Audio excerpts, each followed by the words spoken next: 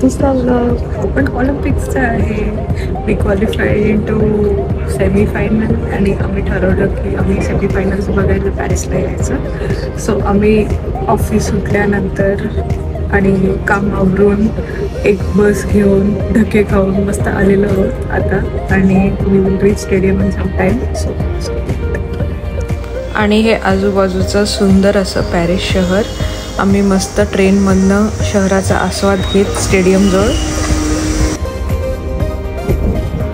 ही train तर माझी favourite train आहे आणि ही बाहेरनं अशी दिसते आणि भेटूच स्टेडियममधनं. आपण चाललो आहोत अजून एकदा मॅच बघायला. And it's like a 1.5 type kilometre of walk. तर चला पायी हळूहळू चाला. मुखाने इंडिया इंडिया बोला. आणि ह्याला म्हणतात खचाखच भरलेलं स्टेडियम. आणि ही आपली टीम काहीतरी स्ट्रॅटेजी बनवते. So sweet of them. You are making us proud already. Come on India.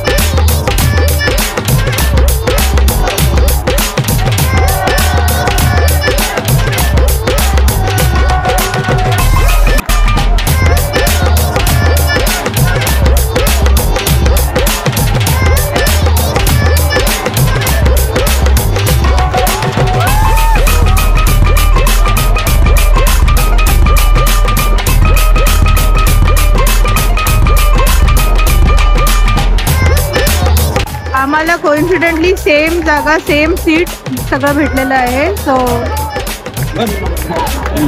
आणि हे प्लेयर्स येत आहेत आपल्याकडे.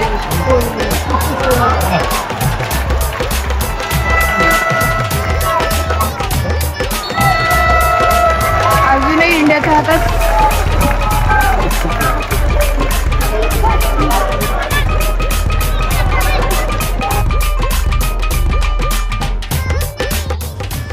झूमिंग on a little bit on our sarpanch साहेब, कॅप्टन साहेब, हरमनप्रीत सिंग.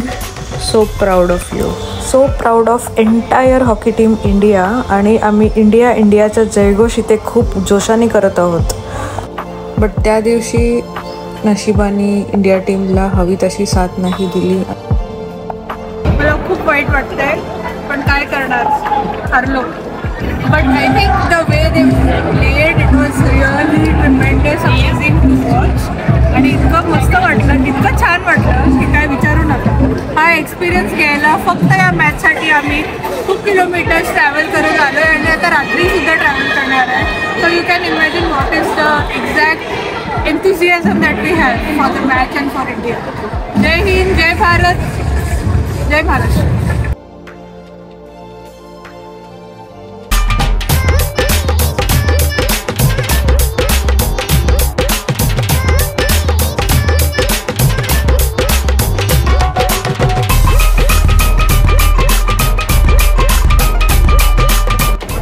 अजून जवळून आणि अजून झूम करून.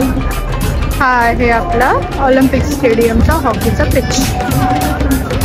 Okay, I want to show you guys this because it's really worth the watch. आणि खूप मजा आली आम्हाला कारण आम्ही सगळ्यांनी खूप जास्ती इंडिया इंडिया शाऊट केलं एवढं की आमचे आवाज बसलेत. आमचा पाठिंबा ऑलवेज इंडिया टीमसाठी असेल. ओके, सो ही मॅच जरी हरलं असो तरी ब्रॉन्झसाठी मॅच आहे. सो स्पेन बरोबर. So steel there is a lot of hope. आपण इकडे मर्चंडाईज बघायला जाऊ शकतो.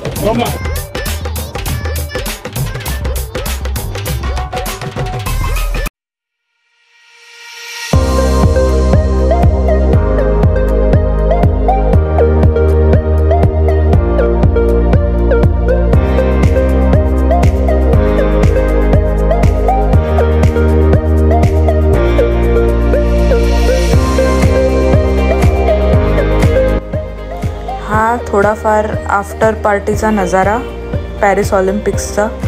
लोक जेव्हा ऑलिम्पिक्सची मॅच संपल्यावरती कसा जल्लोष करतात.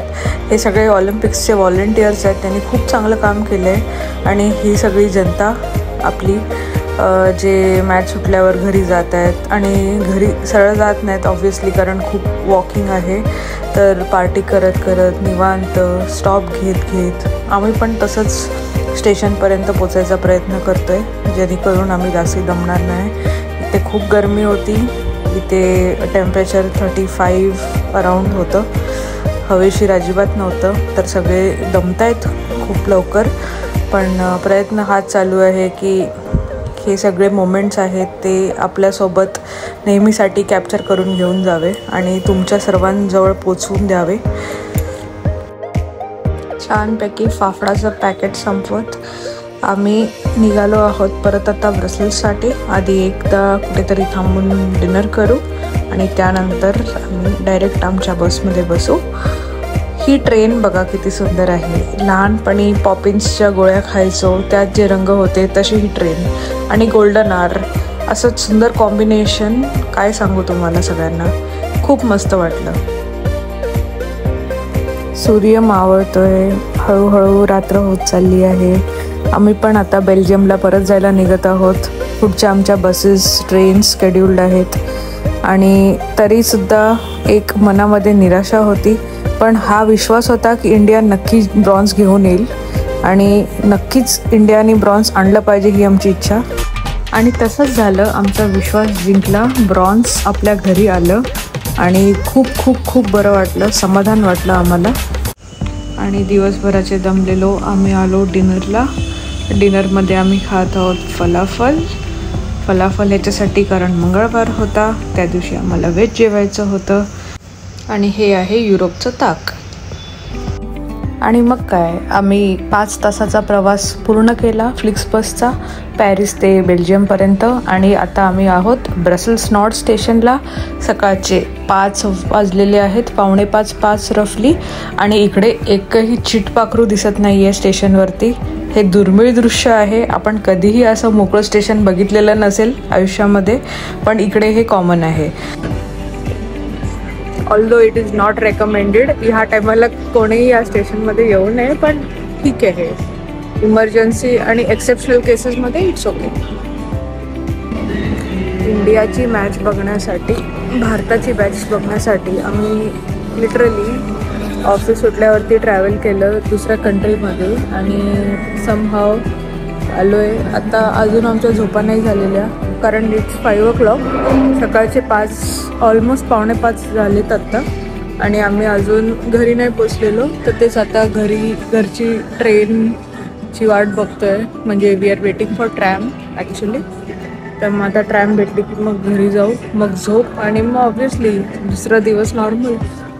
तर हे आमचं प्रेम आहे आमच्या देशासाठी आणि वी आर प्राऊड. खूप मजा आली आज मॅच बघायला. आणि अशा प्रकारे मी माझा ब्लॉग एंड करते. Thank you. See you in another blog. Bye.